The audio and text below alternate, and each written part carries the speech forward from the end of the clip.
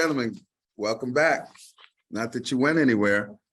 Thank you for staying with us. And it is my pleasure to introduce you to one of our sponsors, first of all. And I want to start out by saying thank you, Blake Christian, the co-founder of MIT Modular. Thanks to the relationship you have with Bai Blyden, you are here today. And so I don't want to do anything but start with that as a grand appreciation for your support. Well, we're honored to be here, Keith, and thanks for putting this together. Blake Christian brings over 35 years, ladies and gentlemen, of experience providing tax consulting and compliance services to clients that include multinational, publicly traded corporations, as well as closely held owner-managed businesses. Throughout his entire career, Blake has specialized in federal, state, local tax incentive programs. Blake is leading the firm's efforts in providing tax consulting services for qualified opportunity zones. And as you know, this is an innovation in agriculture and energy opportunity zone discussion over the last 2 days. And this is the quintessential master of knowing what works. Throughout his entire career, Blake he's also the IAEOZ team lead and has been involved in the formation of over 50 qualified opportunity zone funds and over 50 qualified opportunity zone businesses.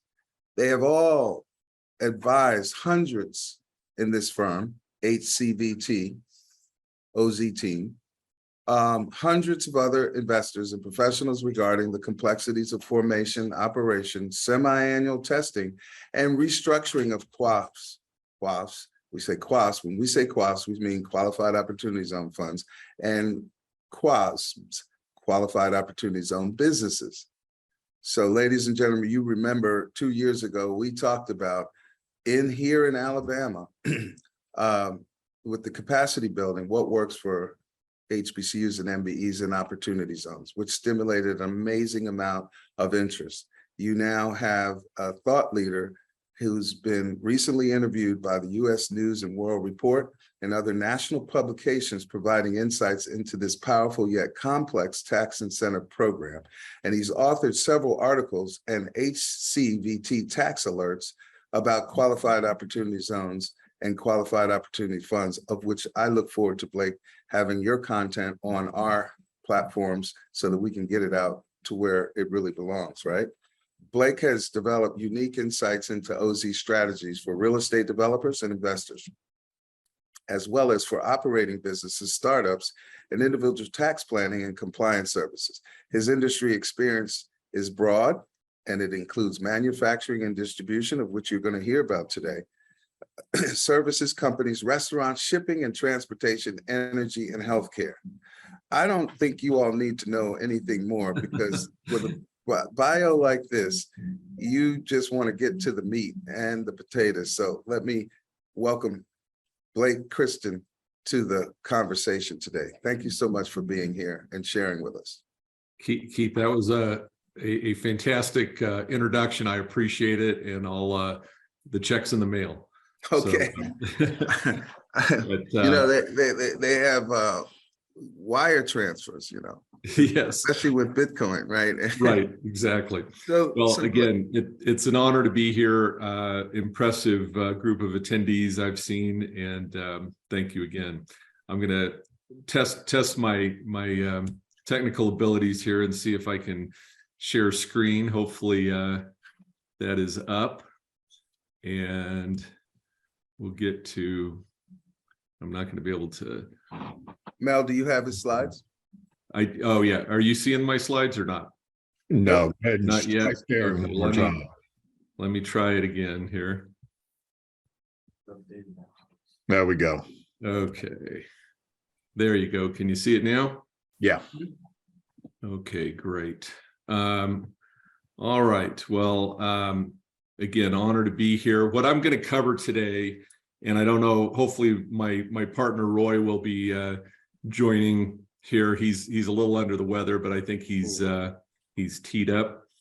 And I want to make sure I have the right version here. For some reason, it looks like the text is a little jumbled, but I'm going to cover three things. The first part of my presentation I'm going to cover, and I know you've already heard about opportunity zones, but I'm going to give you kind of the in the weeds a little bit tax angle. And actually, Keith, you know, time flies by, but we've now formed over 200 Oz funds.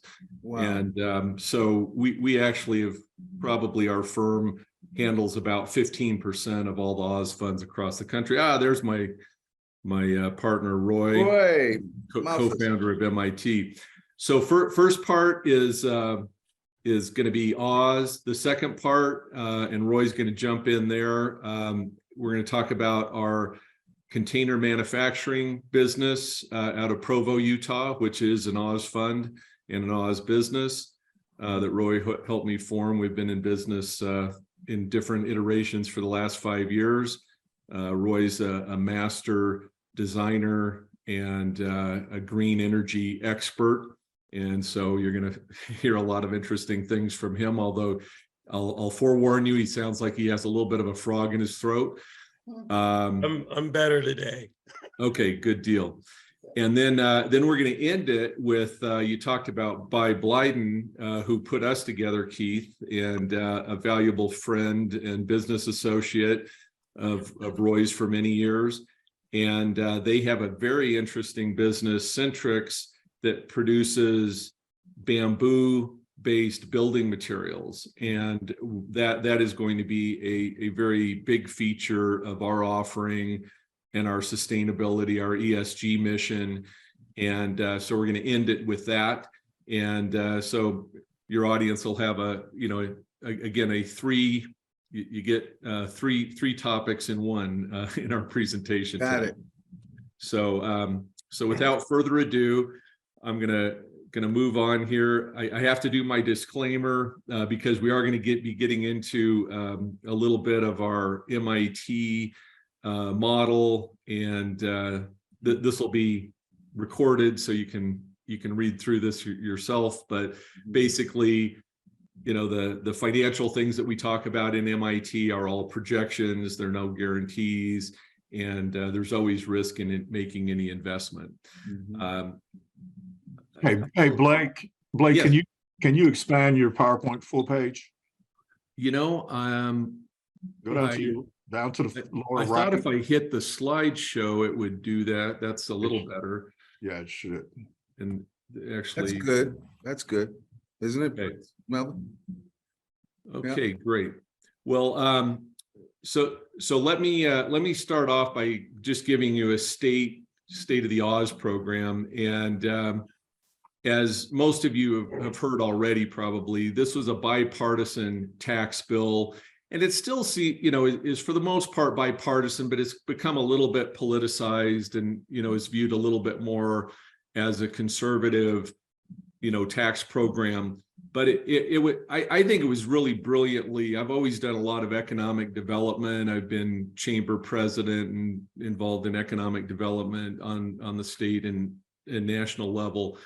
But what they did is they said, hey, when people have a lot of their net worth tied up in certain assets, whether it be stocks, real estate, Bitcoin, we would like to give them a diversification opportunity, because what happens is people, the way the tax law is written, there's really an incentive for people to actually just hoard that and then actually die with that asset and it gets stepped up to fair market value when they die, and then their kids sell it and no taxes are collected by the government.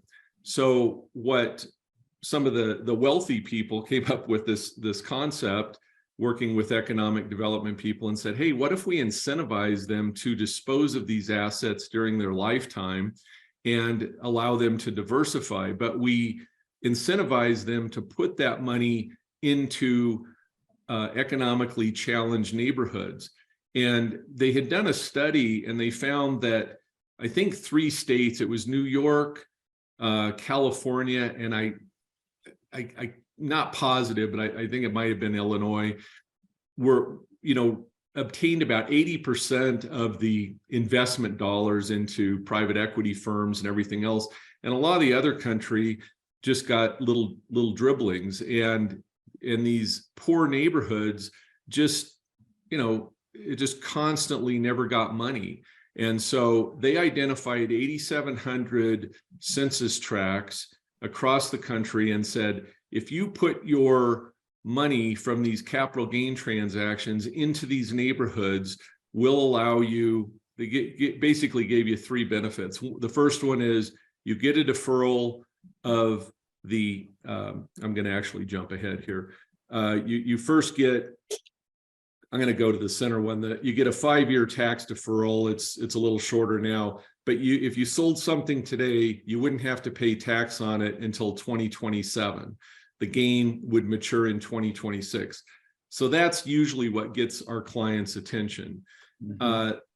Up until the end of last year, you also got a basis increase in your investment. So you basically, if you invested early into the program, you got a 15% permanent increase in your basis. And so you'd really only pay 85 cents on the dollar, or you'd only report 85% of the gain when you reported it in 2026. Then at the end of last year, it was only 10%. There is a tax bill that I'll get into in a little bit that may bring that back. But right now we don't have any basis increase if you made an investment today. But that's kind of the smallest piece of the program. The biggest benefit is you hold that IAEOZ fund for 10 years, and your entire gain, the appreciation, if you put $1 million into it today and it ended up being worth 10 million, that $9 million escapes federal taxation forever if you hold it for 10 years. Mm-hmm. Most states also comply. There's a few states that don't. California, North Carolina, Mississippi, and New York's kind of a hybrid. So they allow it to a certain degree. So anyway, those are the big three benefits of the program. And it kind of works almost, if you're familiar with a Roth IRA, where you put money in and then you can take it out after 5 years tax-free, even though it has stock gains in there. So very, very powerful program. I'm going to go back to this, the state of the program. So through June of 2022, $32 billion has been funneled into this program in less than 4 years of the program being in existence. So when it was passed, they projected about 100 billion. Right. I can tell you this 32 billion is a low number. The reason for that is I have 200 IAEOZ funds, which have about $5 billion in them in projects. So, and those are not in here because I don't report those, because my clients aren't looking for money to fund them. They've self-funded these. The other piece of this is this doesn't include leverage. And on real estate deals, you usually have a 4-to-1 leverage. So, which means if I put $1 million of equity into a real estate project, I'm usually going to borrow another 4 million to do a $5 million build project. And so this number, in my mind, is probably understated by a factor of 4. So I think we're well over $100 billion in projects so far. From a society standpoint, already we're seeing that these neighborhoods, real estate prices are increasing, jobs are being created, and what you're seeing in the press, though, they'll beat up. There are some projects where they'll do a luxury high-rise in the outskirts of a neighborhood, and or a hotel, and people are getting upset about that. But my position on that is it's creating construction jobs, and it's creating long-term jobs for those people in the neighborhood. They're going to work at that hotel, and it also increases additional investment as those neighborhoods become, less blighted. Let's see, I'm going to skip down here now. So you can do both real estate projects in an Oz fund, and you can also do operating businesses. We're a little bit unique. About 20% of our clients' projects are operating businesses, and I'm a huge fan of operating businesses. So, to tie in the agricultural aspects, early on, I was getting calls from the Midwest where people were consolidating farmland and things in Oz funds, and they were going to, start doing new crops in there. And so we are definitely seeing a lot of that in the ag business. And I also have some businesses in California, some oil, grape oil producers and things that they're doing all the manufacturing in an Oz location, and they just are buying another company and putting it in that Oz location. And that, if you think about it, like a home run in real estate, you might double, maybe even triple your money over a 10-year period. But in an operating business, you could put a small amount of money, $100,000 into a startup business. And if that becomes profitable in 10 years, you could sell that for a 10, 20 multiple of your earnings. And so the leverage and the gains that we're going to see out of operating businesses are going to be really phenomenal. We're seeing a lot of tech companies going into Oz locations, but it also will work very well with energy related. I'll get into it a little bit later, but we're doing a lot of solar projects in Oz locations, and those just have some magnificent tax benefits. Again, the greatest tax benefit is that unlimited tax exempt growth, holding it for 10 years. And that's part of the program, is they wanted investors not to just go in there and flip it after 2 or 3 years. They wanted long-term commitments. So I think the program, its architecture is very, very good and sound. Again, you'll read some negative things in the press, but for the most part, from my standpoint, the program is really changing lives, and it is a huge benefit for investors. So I've already gone over that. And Keith, if you have any questions or comments as we go, let me know. So here's the Oz Transparency Act has been floating around Congress for the last year or so. And so Tim Scott and Cory Booker are really the architects and the cheerleaders for the program, and they're still completely on board. Well, in the original legislation, they had a lot of additional reporting that was required for the Oz funds, but they stripped that out because they thought it was a little bit burdensome. And but again, because of the press asking a lot of questions, that most of us in the industry feel that it would be better to put that reporting back in. So the expanded reporting requirements in item 4, that is what's a big part of this transparency bill. We feel that it had Congress, in its current state, it's going to be tough to pass anything this year, but there are a couple of bills floating around that this may get tacked on to. The Treasury official that ran the Oz program, I was just at a conference with him 2 weeks ago.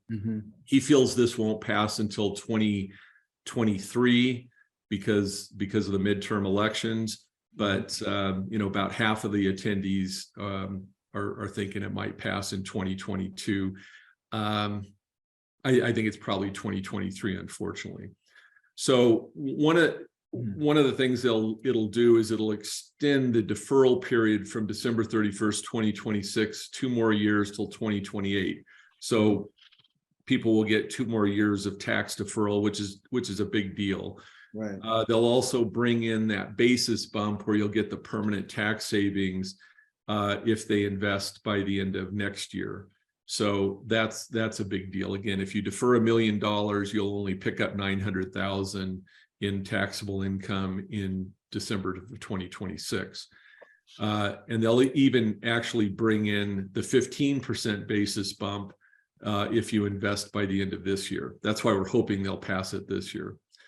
They've also added some penalties for non-compliance. If you don't report and you're not transparent, they'll hit you with some pretty big penalties. It's multiple thousands of dollars per day, and for the bigger funds, it's even larger. One of the big things that we like as an Oz fund manager is they will allow quaff-to-quaff investments. Right now, that's prohibited. And why they added that is they feel that some of the big quaffs that are not doing, all the things that the program would like to see, like investing into minority training programs and things like that, they may be able to do that by investing into a smaller quaff that's more community oriented. And so that's a real positive. And then they've also added brownfield area designations that will expand what Oz census tracts are eligible for the program. One that I don't have on here, but it is important, is that they are going to strip out, in I don't know, it's probably less than 100 of the 8,700 census tracts that they were within compliance of what the rules under the act were, but they were neighborhoods that were adjacent to low income areas, and they allowed these higher income areas to be included as part of the census tract designation. And they're going to remove those on a prospective basis. If you've already started a project, you're okay, but they're not going to let any new projects go in there, and they're going to replace them with more legitimate poor communities. So which again is positive and more in the spirit of the whole program.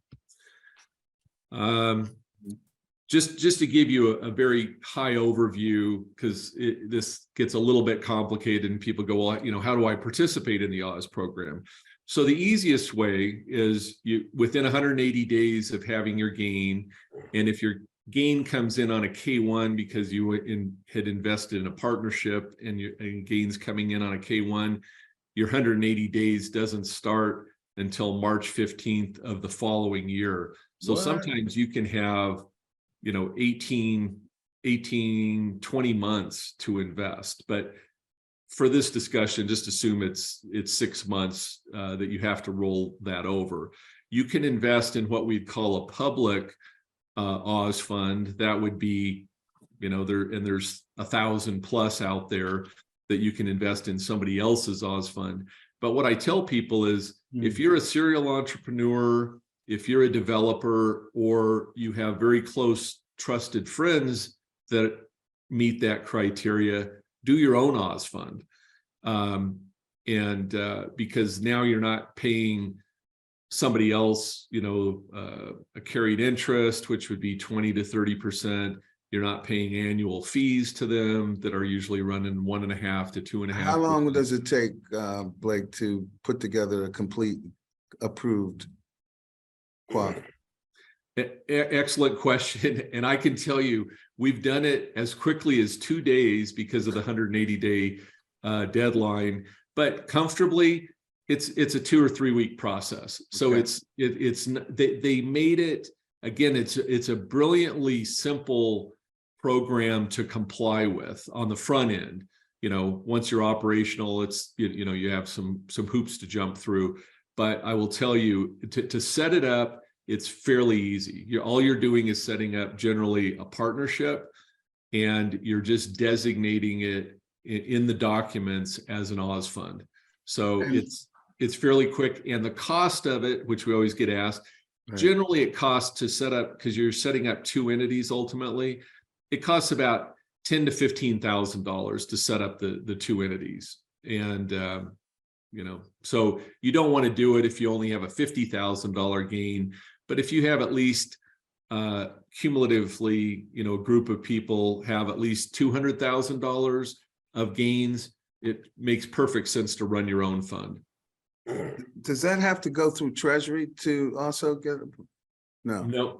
No, great questions. And again, that's what we love about the program is there's not a lot of barriers to entry to participate in it. And they made it that way. They didn't want to have to get pre-approval. You have a self-certification process, and you just have to file a form with the IRS on the return for later that year, designating that this is you're making a QOF election, qualified opportunity fund, and then you're off to the races. So, and 180 days you have from the time you sell the property that will give you the gains, for example.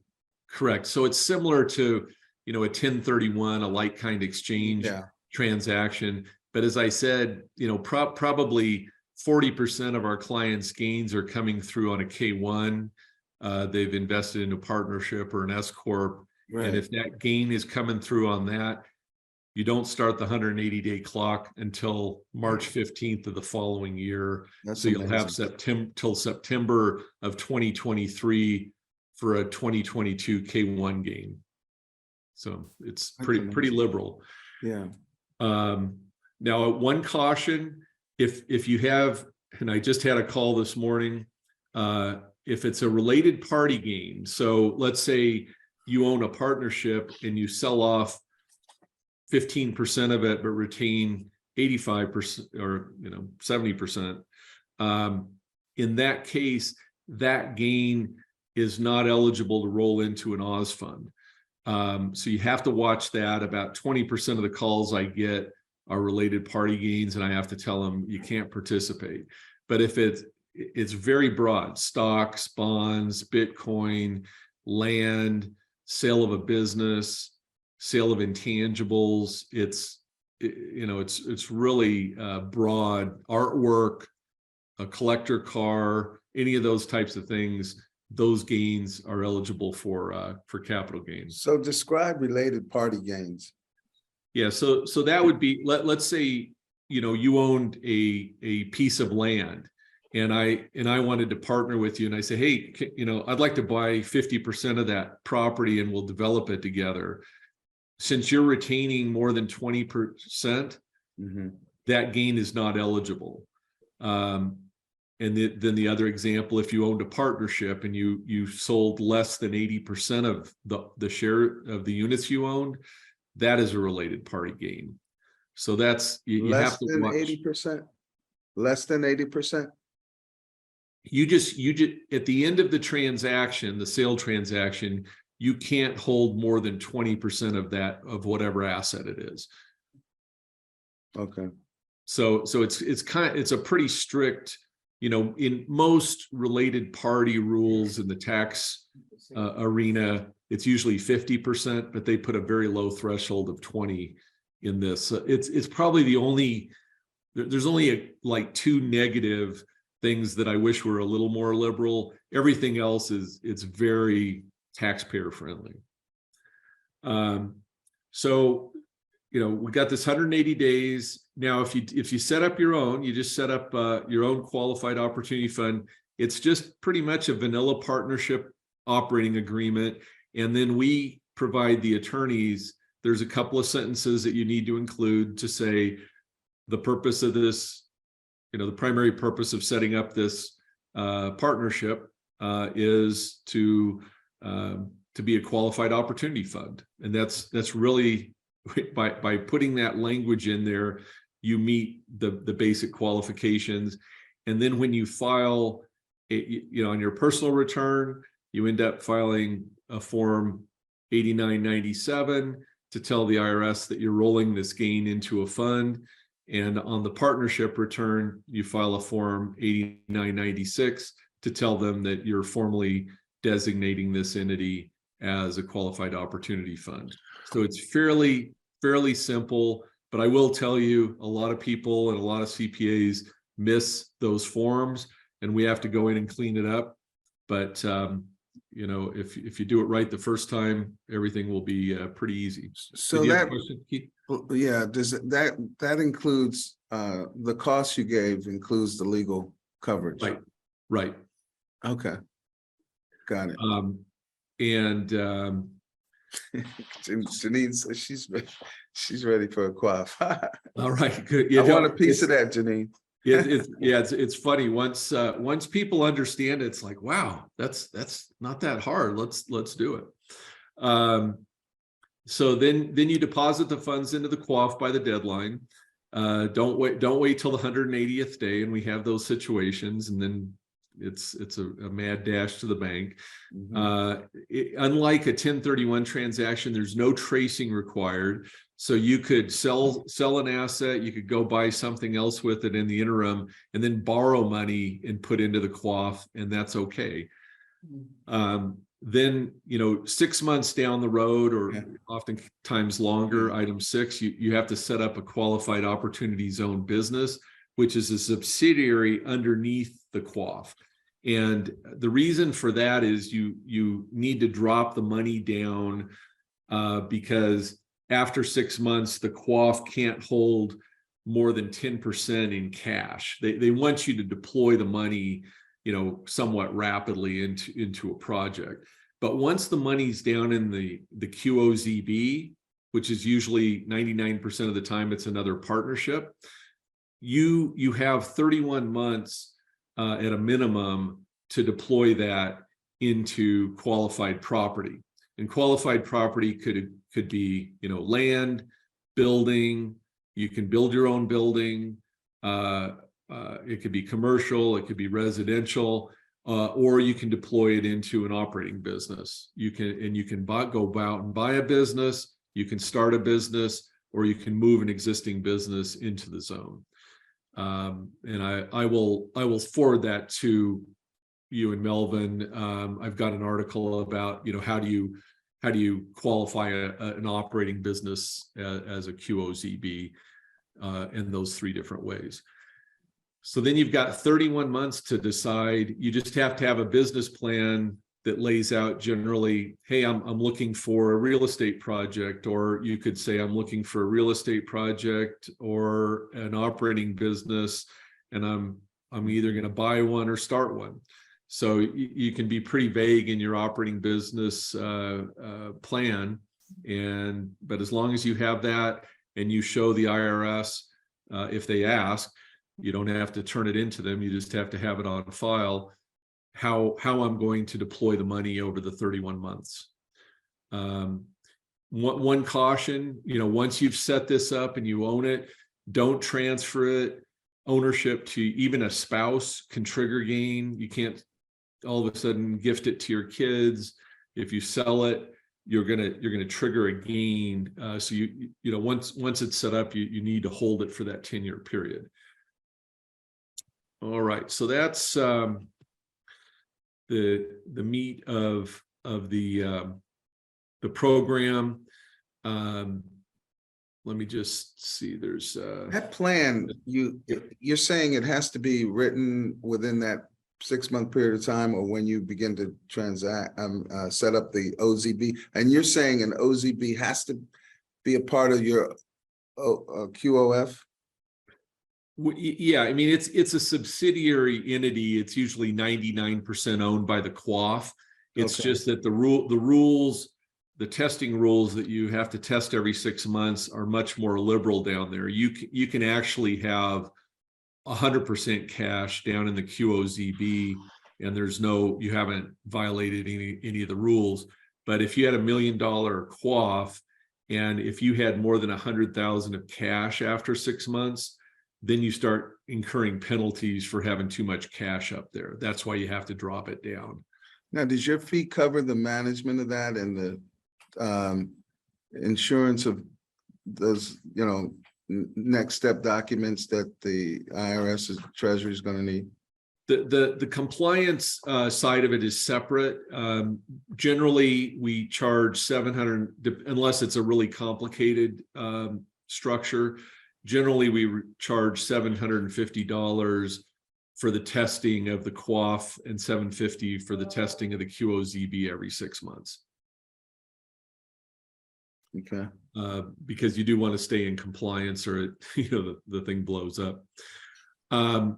So now, just to kind of overlay as I transition into MIT, MIT is structured as a QOF, and we have. Let me jump down to. And this is kind of the fun part of working in the IAEOZ arena. So we have our opportunity fund, the QOF, up on top, and then we've split our operations. We own a facility. MIT Facilities is a building that we bought in Provo, Utah, in the train yard, and it has 2.5 acres and about 19,000 square foot facility for us to manufacture. Mm-hmm. And by separating the land and the operating business, MIT Design and Fabrication, where we actually have a business that does the construction, there's a code section, Internal Revenue Code section 1202, qualified small business stock. And what that allows us to do is this entity, we could actually exit in 5 years. We would hold the building for 10 years to get the IAEOZ treatment. But under section 1202, if we hold this operating business for 5 years before we sell it, and it's a C Corp, then every investor could get up to a $10 million exemption on their gain for federal and most state purposes. So we try and build these IAEOZ funds with the maximum flexibility at the time that we. Why does it need to be a C fund? 1202, it's just one of those peculiar things in tax law that they want it to be a C Corp. That this has been around since the 60s. I can't tell you the reason Congress demanded that it be a C Corp. It's annoying because most of our clients are LLC partnerships or S Corps, but if you know the rules, you play by them, and we just make a C Corp election at the right time. The other benefit that doesn't get talked about a whole lot in the IAEOZ arena is all of your depreciation and tax credits that you claim, and those are all flowing out. In most cases, as I said, our structures are partnerships. Once in a while, you'll have a corp in there, like we just talked about. But all of the depreciation that you claim over the life of the fund, if you hold that asset for 10 years, when you sell it, it could be fully depreciated. You could have taken, a few $1 million, $10 million of depreciation. Normally, you recapture that at ordinary tax rates. In an IAEOZ fund, that gain is tax exempt along with all the appreciation. So, and I was just on a call this morning and explaining to the gentleman that generally that increases an investment's internal rate of return 2 to 3% per year. So over a 10-year period, call it 25% added return on your investment because of the tax benefits. And so that's pretty powerful, but a lot of people don't understand that. And in our business, again, we're taking shipping containers, converting them into housing. Mm-hmm. And because most of our designs are mobile, those assets, as soon as they're placed in service, you can write the entire value off through the bonus depreciation rules. And so you get this first year write-off, and then 10 years when you sell it, you'll never recapture that. So it's a very powerful tax advantages while you're operating it.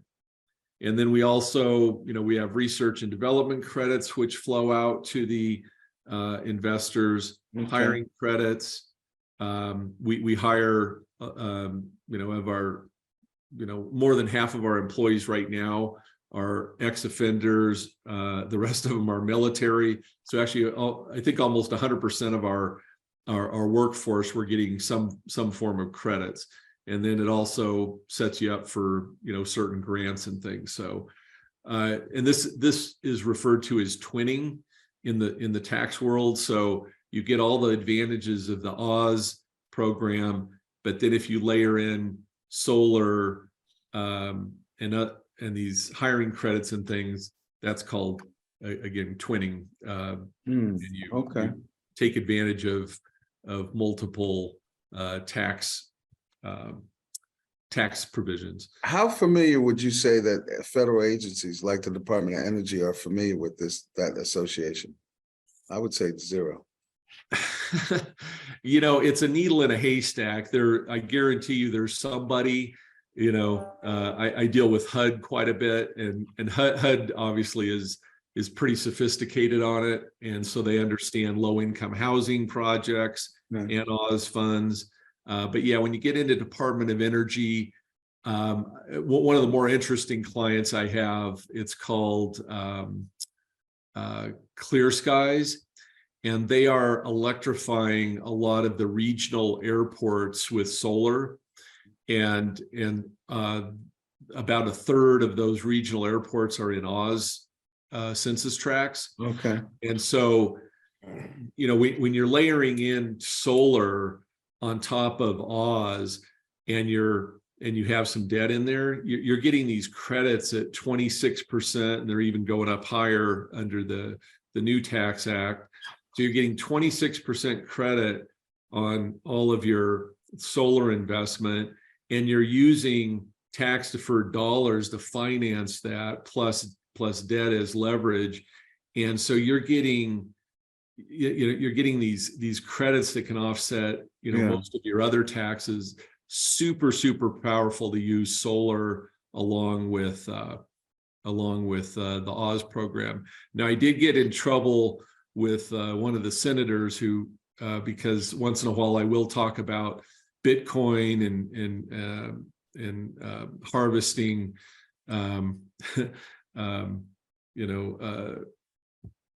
coins out of, you use a lot of energy doing Crypto that. And all that. So yeah, so we do get calls from people wanting to put crypto mining in IAEOZ funds, and it fits into the program. We haven't had anybody do it yet, but I know there are any clients do it yet, but I know there are people out there doing it. And in my mind, again, we're using green energy to do that. That's better than using traditional. So but anyway, I just throw that out, that it is. Does your fees cover the consulting advisory? Yeah, I don't charge the MIT. That's what I've told my investors. It's like they kind of get all the consulting part of it free, all the structuring and everything. If I would have done all the consulting for MIT Modular, it was probably about $40,000 of fees otherwise. So that's it. Okay. So again, I've kind of already told you about MIT, the structure. Yeah, so time for Centric. Covered everything there. Yeah, we're going to get to that in a bit here, but we're huge fans of Centric, and definitely be working with them. I think we really have covered all that. Just we really kind of have two basic investment options. 100,000 gets you currently about 5% ownership interest. 250 gets you almost 12%. On a fully diluted, once we raise our full 5 million, that'll get diluted down. The 100,000 would give you 2% ownership, and the 250 would give you 5% ownership. The early investors that got the bonus depreciation last year, they got about a 60% write-off of their original investment, just because we had so much depreciation the first year. Kind of already covered the entity structure, and now we're transitioning. I'll bring Roy into the conversation. Again, we've been doing business together for about 5 years. Roy did the first container project in Salt Lake City about 15 years ago. He and I kind of just bumped into each other on a real estate project and started talking. And I was in the middle of doing my first prototype for the ski industry to show them that you could actually live very comfortably. 4 people could actually live comfortably in a 40-foot container. And then we're off to the races. So I'm going to turn it over to him. I might have to jump in to be his voice once in a while, but I'm going to let him tell you. He has done the last year. He has lived at our facility. This is a 100-year-old building right in the rail spur. We love it. It's heavy industrial, so we can work 3 shifts. We can make as much noise as we want, and except when he's sleeping, right? Yeah, but he's done a fantastic job converting this to a world-class facility. Now I'm going to let him tell the story, and if you get choked up, I'll jump in and speak for you, Roy. Thanks, I appreciate it. Yeah, as Blake was saying, bear with me. I'm making a recovery from COVID. Yeah, it kind of walloped me. Phoenix, right? No, after Phoenix, everybody's fine. Thank God that he didn't give it to me. I was around him for a long period of time. Right. No, I actually, it was a gift from my son's school. Oh wow. So speedy recovery. Yeah. So we've one of the aspects that you don't hear a lot about, and Blake showed just a tip of it, but the difference that it makes in our employees' lives is pretty staggering. We're seeing people, come out of prison and be able to rebuild their lives, and reconnecting with family. We've got a couple of ladies who were battered in previous marriages, and it really left them quite wounded. And so we've been able to be a catalyst for them, a safe place for them as well. And so that's one of the aspects. It's not, you're not just making wise financial decisions, you're actually doing good in the world. We have been, as Blake was telling you before, I designed and built the very first shipping container structure in Salt Lake City, Utah. It was, I guess that was back in 2008, 2009. While everything else was collapsing, we were building. Mm-hmm. That's one of the other benefits of working in the affordable housing arena is that if you look at the 2008, 2009 crash, what you see is that affordable housing keeps selling across that whole crisis.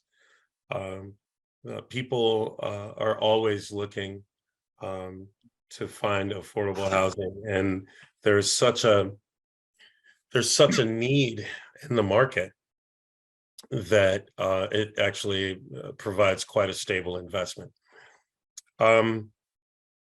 We got our building in, I guess it was September, October of last year, and we actually started making all of the repairs. The building was a dream for us, but it probably didn't work for anybody else.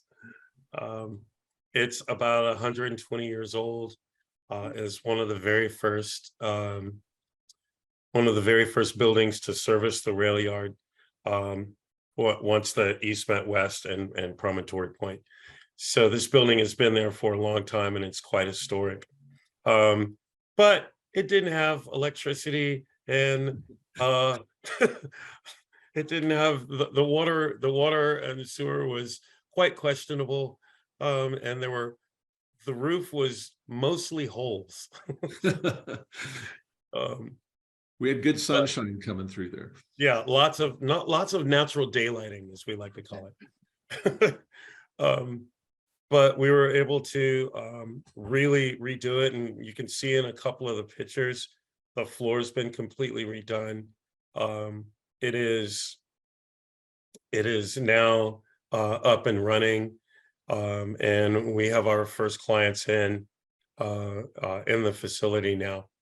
We have a couple of prototypes on site for our single container units. Blake, just a question.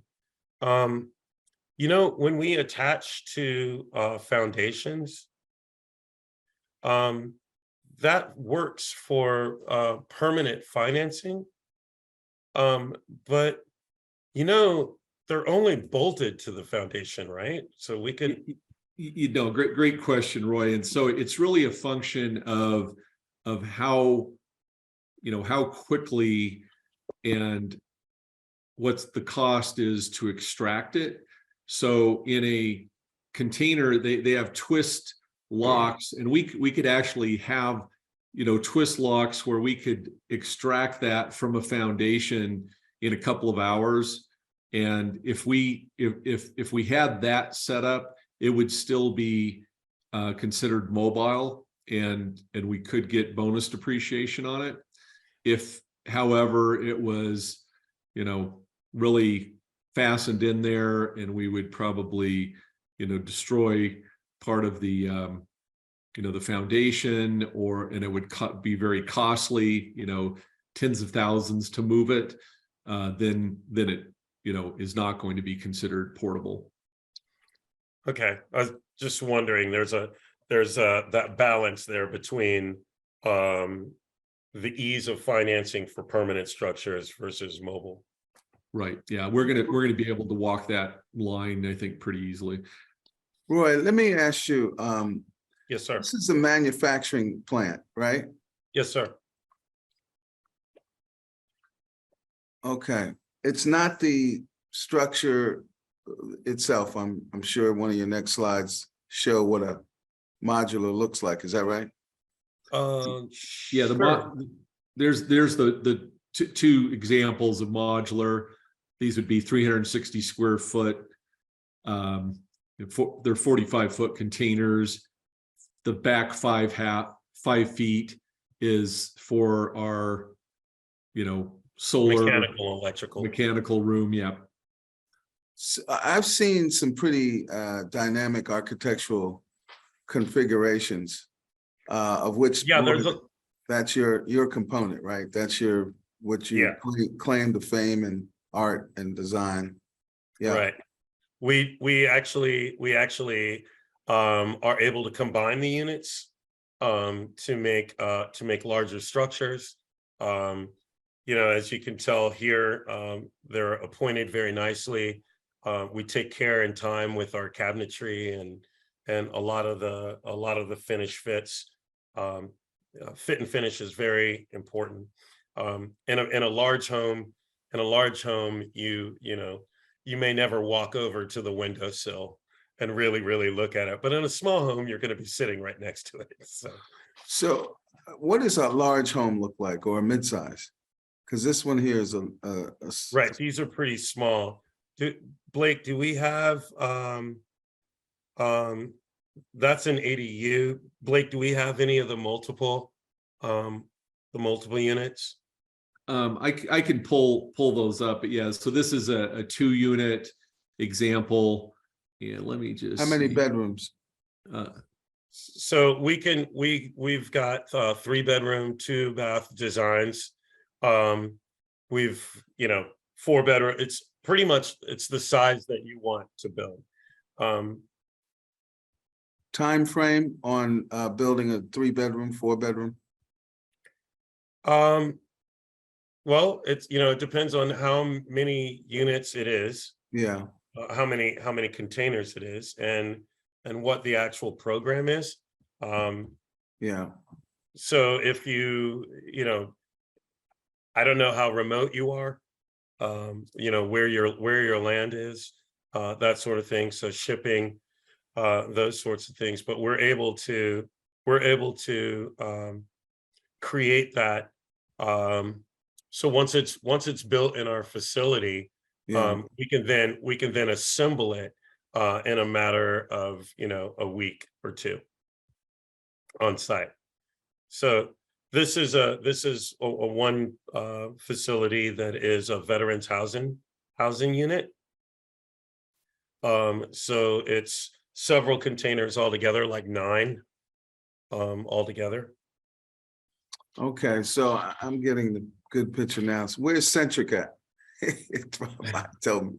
Yeah, because Melvin is going to be ringing the clock soon on us, and I don't want to not get the full picture of everything. Okay. This is fascinating, and Janine, as she said, it's amazing. I see so many applications for this. One of the things I'm super excited about Centric for, not only to lower our cost of building in the facility, but to actually bring a new building product to the U.S. market, but also to create a new cash crop in the U.S. market. And being able to grow bamboo for Centric, Okay. I think is going to be a really great way for a lot of for years now.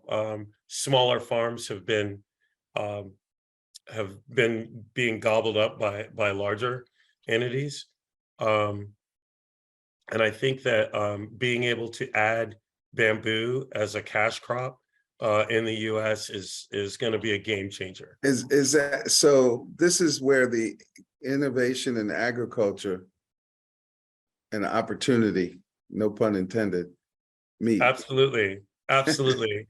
And it's blending all of these things, because if you think about it, where then it's almost a cradle to the grave solution, where you're able to empower the farmer, Okay. empower the builder, right? Okay. Empower the workers all along the way.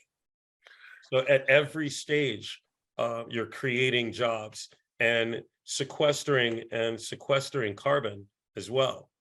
So you sound like KDM consultant there, my friend.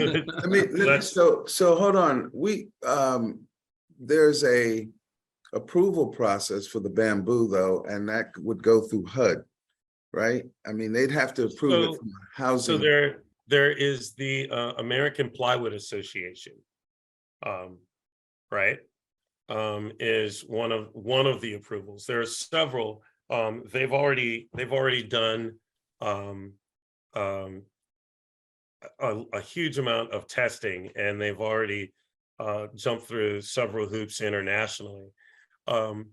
So they're able to sell internationally, but we really want to make it so that they can actually sell here in the U.S. and be a part of driving an economic boom in affordable housing here in the U.S. Okay. So once we get through, and that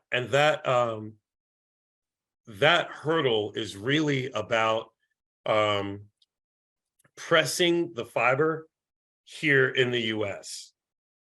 So Right? that would be a manufacturing thing, right? Right. Exactly. And would That's you all do exactly. that? Would Yes, you all? yes, Janice. Yes, Janice. Exactly. Using bamboo to build affordable housing. Precisely.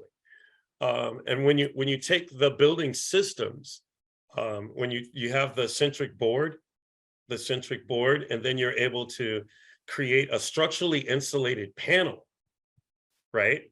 Now you've got almost a wall that you can just put in, and it can be pre-plumbed for electrical and plumbing as well.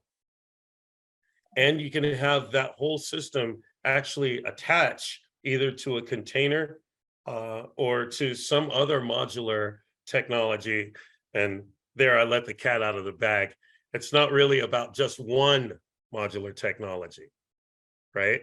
Because if the only tool you have in your belt is a hammer, every problem looks like a nail, right? But when we use these multiple modular technologies in concert together, and we work across the board in cooperation instead of competition, this is when we really begin to take advantage of all of the benefits. I like the supply chain intergovernmental opportunity. I know what the pathway is for approaching this. And when Pi talks about centric, I really thought we were talking about the Africa continent and the global piece, but right here we're talking about bamboo in the US. Yes, yeah, absolutely. And it checks every box in my mind, Keith. You know, we help the small farmer. We bring that raw product to an Oz location, and you know that's what we're talking about is you know putting this in a 5,000 square foot facility on our site in an Oz location, and now we integrate it into MIT's product. So we check the ESG boxes at the MIT level, and we become a regional or national distributor out of an Oz zone. So and we also have, you know, minority supply chain that a lot of, you know, that was a lot of the discussions at the Oz Expo in Phoenix was, hey, you know, we need to be telling the story better about how we're helping the communities and the people that live there and the minority, you know, we're not checking enough of the boxes for minority suppliers, job creation, et cetera. And I'll tell you, you know, Centric and MIT together checks all the boxes. You need to be down in New Orleans. I think we only have a couple weeks left to try to get a booth at the supplier diversity piece. Well, you can lure me down there with some chicory coffee and some beignets. No problem. We got it all. Wow. So more, Blyden says more slides, please, and then we're going to close up this brilliant discussion. And I'm sorry I didn't get to add a slide last night. It was going to be a fiery door here, but the fire test is a big deal. Is the fire rating on these is 2 hours. 2 hours, yeah, and that's I think a record for any wood product. So it's safe, it's, you know, sustainable, and you know, again, fits into our mission perfectly. What would FEMA say about it? Disaster. Well, it's roughly the strength of steel and about a third of the weight. So I think they'd probably be darn happy about it. And that, you know, that's a great point, Keith, is, you know, you drop one of these pieces of bamboo into a pool for a few days and a piece of wood, and the wood, you know, ends up being, you know, 2 inches thicker and useless, and the bamboo keeps its, you know, original shape. So it's pretty powerful. And you know, a container is as thick as you can get, right? And heavy as you can get, right? Yep. Yeah. So the combination of using the highly thermodynamic material with the insulation really, you have to build with sustainability in mind to really get all of the value out of it. But it sets us up perfectly sustainable economic development and building net zero homes. And Okay. at the end of the day, we've got to stop rebuilding homes with materials that fall apart in storms. We've got to be able, so all of our buildings are able to withstand 180 plus mile-an-hour winds and pull 2.5 Gs in a seismic event. I hope Kendrick Feisen is on this conversation. It's an But absolute he will, because must. you guys are in Hoover, right? It's Yeah, an absolute must that we design with climate change and new weather patterns in mind. We can hope and wish, but we need to engineer. Right. Now we got questions here. Let me jump. Yeah, you want to read through those, Keith? All right. Do you have a modular factory design, or are you only focused on housing? Yeah, I'll let Roy take that, but that's not our focus. But we, you envision it, we can build it. But let me just run through these, because does that person want a modular factory? It's by association, so you can easily find that out. So yes, we can build a modular factory. Yes.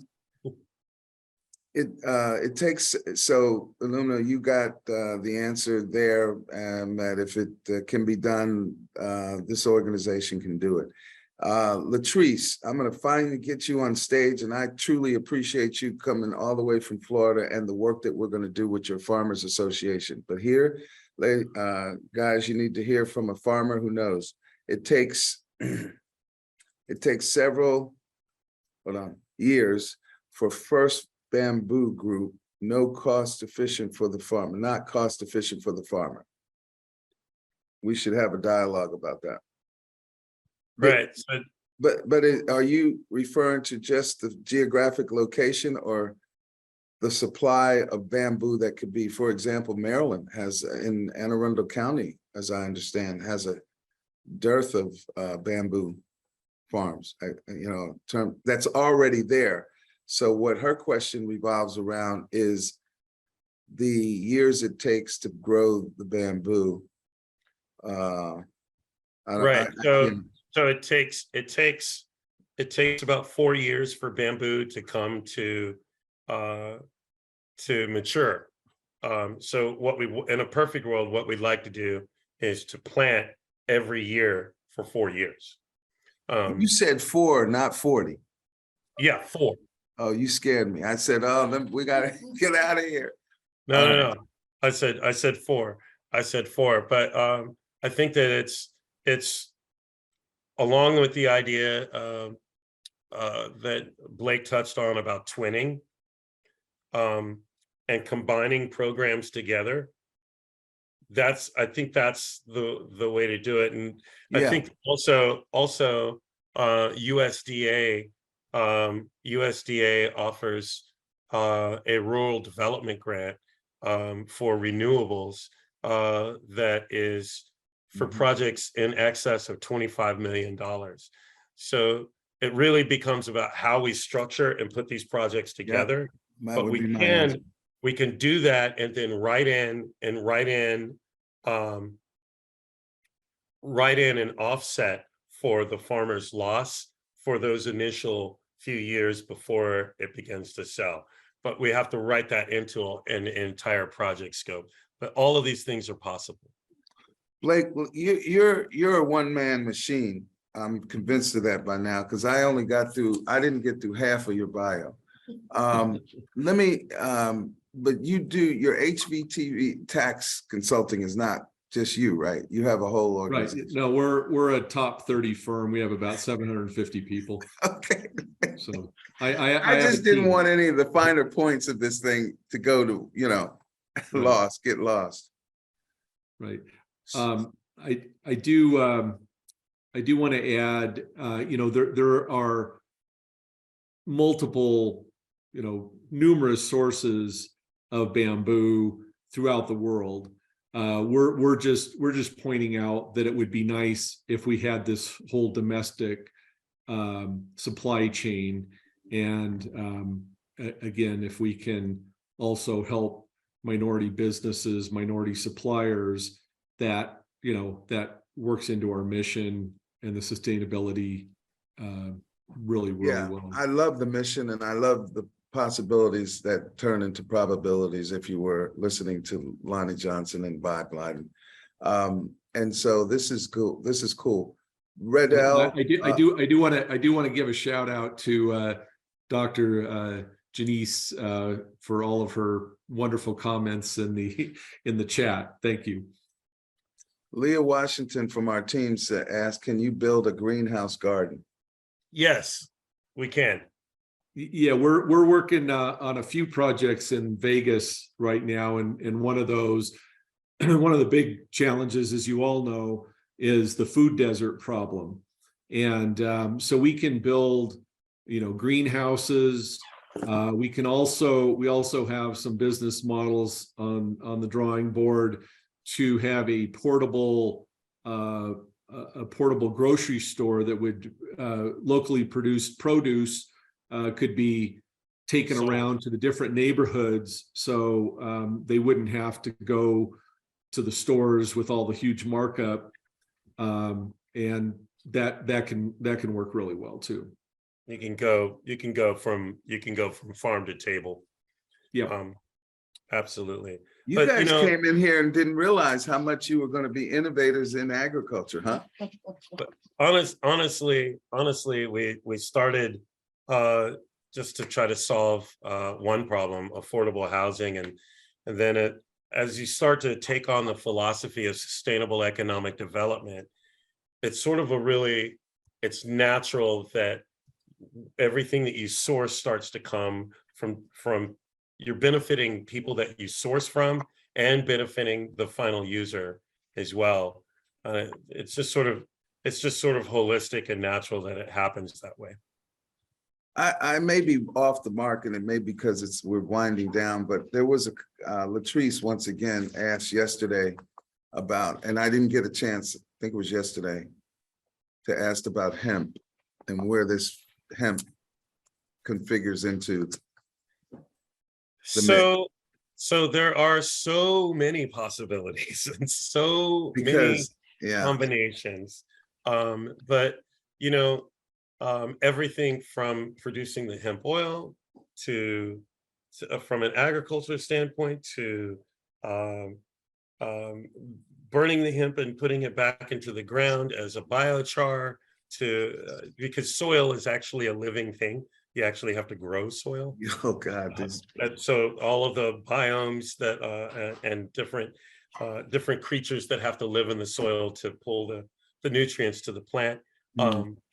But all of these things are possible, and all of these things are actually necessary, and they have market value. It is whether or not we are bold enough to envision them and go after them. But so the more research and development that we do, the further along the way we get, the more problems we'll be able to solve. And that's part of we use a sustainable economic development model. We try to solve 3 problems with every design decision. So I do want to address, Robert just had a comment in the chat, and it triggered a thought. We didn't talk about the concrete and foam basements that insulated. We can easily add, so it's a heat sink in certain places or a cooling sink in others, moderates the temperature. We can do that, and it expands at a relatively low cost. It doubles the square footage, and we do rooftop decks, so it's very, very, very livable that way. And you've heard me bring to you the initial concept of the EF block. And we need to explore that. I'm behind on that, literally. You got to help me on that. But I see what I'm loving about the conclusion of 2 days of discussion is where we are right now. Have you all got to a comfortable place where you've shared everything that you wanted, including the fullness of Centric? I mean, there is so much more. Yeah, One thing, envision this right now. And this is kind of a side business model for us, but just think if we had 24 or 4 or 100 container houses sitting on our site right now. They wouldn't be sitting on our site right now because you know where they would be? They'd be in Florida. And so there's a business model